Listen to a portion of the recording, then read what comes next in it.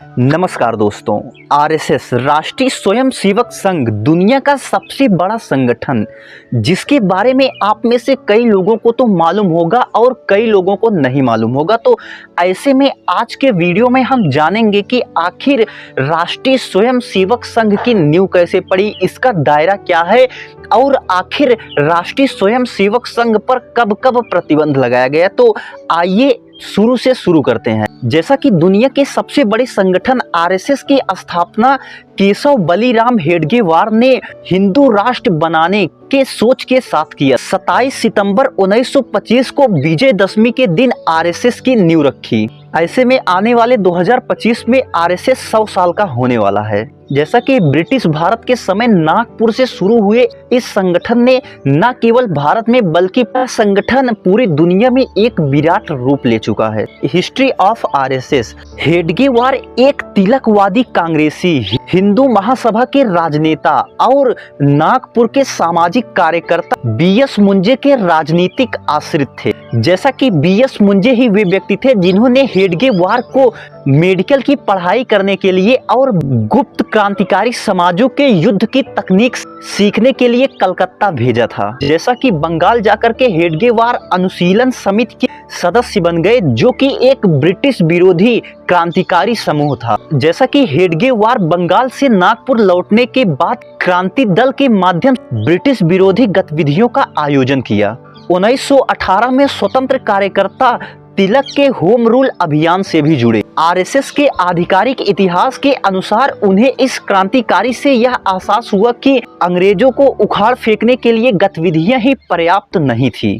1923 में नागपुर में प्रकाशित हुए बीडी सावरकर के हिंदुत्व को पढ़ने के बाद हेडगेवार उनसे मिलने के लिए रत्नागिरी जेल में गए और वहां उनसे मिलने के बाद वे उनसे काफी प्रभावित हुए और उसके बाद हेडगेवार ने हिंदू समाज को मजबूत करने के लिए आरएसएस की स्थापना की। जैसा कि हेडगेवार का मानना था कि मुट्ठी भर ब्रिटिश विशाल भारत पर शासन करने में इसलिए सफल हुए क्योंकि यहाँ हिंदू विभाजित थे और उनमें वीरता और पराक्रम की कमी थी और इसके साथ साथ नागरिक चरित्र की भी कमी थी। तब उन्होंने आरएसएस की स्थापना के बाद ऊर्जावान युवाओं को एकत्रित करके उन्हें ट्रेनिंग दिया, उन्हें आरएसएस का ड्रेस दिया जो कि भारतीय इंपीरियल पुलिस की वर्दी की तरह था और इसके साथ साथ उन्हें लाठी के साथ अर्धसैनिक तकनीक सिखाई। जैसा कि वर्तमान समय में आप देखते होंगे कि आरएसएस के कई ऐसे संगठन खुल चुके हैं जो कि उसी की तरह काम करते हैं। जैसे आपने वर्तमान समय में आरएसएस के कई कार्यकर्ताओं को देखा होगा कि उन्हें हाथ में लाठी लिए हुए और हाफ पैंट पहने हुए आपने कभी न कभी जरूर देखा होगा। जैसा कि हेडगेवार ने ऊर्जावान युवाओं को न सिर्फ तकनीक सिखाई बल्कि भारत के रीति रिवाजों को भी सिखाया और वही शिवाजी के भगवा ध्वज को हेडगेवार ने आरएसएस के प्रतीक चिन्ह के रूप में इस्तेमाल किया। जैसा कि हेडगेवार ने आरएसएस में शामिल होने से पहले लोगों को यह कहा कि पहले वह तपस्वी बने, पारिवारिक जीवन को छोड़े, उसके बाद आरएसएस को अपना पूरा जीवन समर्पित करें।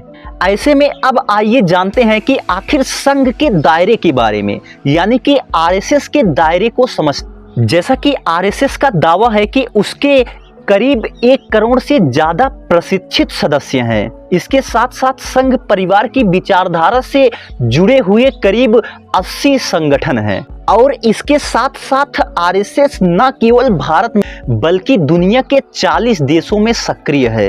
वही मौजूदा समय की बात करें तो मौजूदा समय में संघ की कुल 569 दैनिक शाखाएं लगती हैं और करीब 13,847 साप्ताहिक मंडली और 9,000 मासिक शाखाएं लगती। जैसा कि संघ में सदस्य का पंजीकरण नहीं होता, ऐसे में संघ में प्रतिदिन की उपस्थिति के अनुसार करीब 50 लाख स्वयंसेवी रोजाना यानी कि नियमित रूप से शाखा में आते हैं और इसके साथ साथ संघ देश के हर तहसील और करीब 55,000 गाँव में सक्रिय है। अब ऐसे में आइए जानते हैं कि आखिर संघ पर कब कब प्रतिबंध लगा। जैसा कि संघ पर 3 बार प्रतिबंध लग चुका है।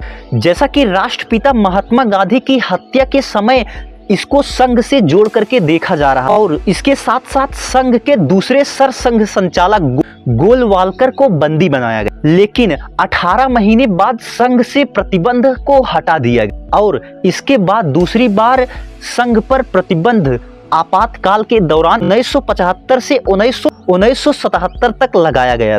इसके बाद तीसरी बार संघ पर कुल 6 महीनों के लिए प्रतिबंध लगाया गया था। 1992 के दिसंबर के समय लगी थी जब 6 दिसंबर को जब अयोध्या में बाबरी मस्जिद गिरी थी। तो जैसा कि आरएसएस वर्तमान समय में काफी तेजी से फल फूल रहा है, ऐसे में यह वीडियो आपको कैसा लगा हमें अवश्य बताएं।